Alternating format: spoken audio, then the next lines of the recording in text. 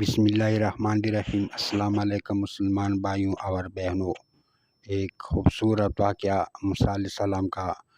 حضرت موسیٰ علیہ السلام نے طور پر اللہ تعالیٰ سے باتیں کی تو کہنے لگے، پروردگار مجھے اپنا عدل و انصاف دکھا۔ اللہ تعالیٰ نے فرمایا، فلاں چشمے پر جا اور اس کے پیچھے چھپ جا، پھر میری قدرت اور انصاف کا تماشا دیکھ۔ موسیٰ علیہ السلام گئی اور ٹیلے پر جو چشمے کے سامنے تھا چھپ کر بیٹھ گئی۔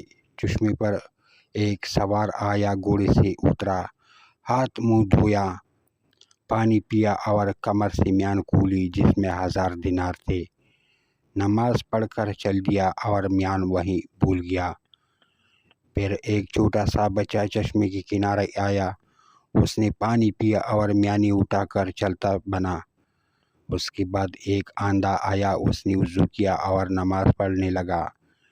شاہ سوار کو اپنی میانی یاد آئی، وہ فوراً چشمے کی طرف لوٹا۔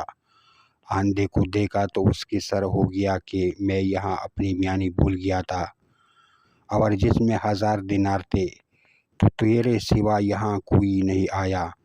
اندھا بولا، آپ جانتے ہیں میں اندھا ہوں، میانی کو کیسے دیکھ پاتا؟ شاہ سوار یہ بات سن کر آپے سے باہر ہو گیا، تلوار سونپ لیا اور اسے قتل کر ڈالا۔ میانی ڈھونڈی تو نہ پائی، لہٰذا اپنے راہ لی۔ حضرت موسیٰ علیہ السلام سے صبر نہ ہو سکا، کہنے لگے، پروردگار تو عادل ہے، مجھے بتا یہ کیا ہوا؟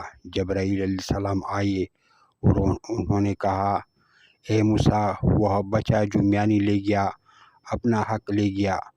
بات یہ ہے کہ اس بچے کا باپ اس شاہ سوار کا ملازم تھا، وہ مر گیا تو اس نے تنخواہ نہ دی، بچہ اپنے باپ کی مزدوری کے مطابق رقم لے گیا۔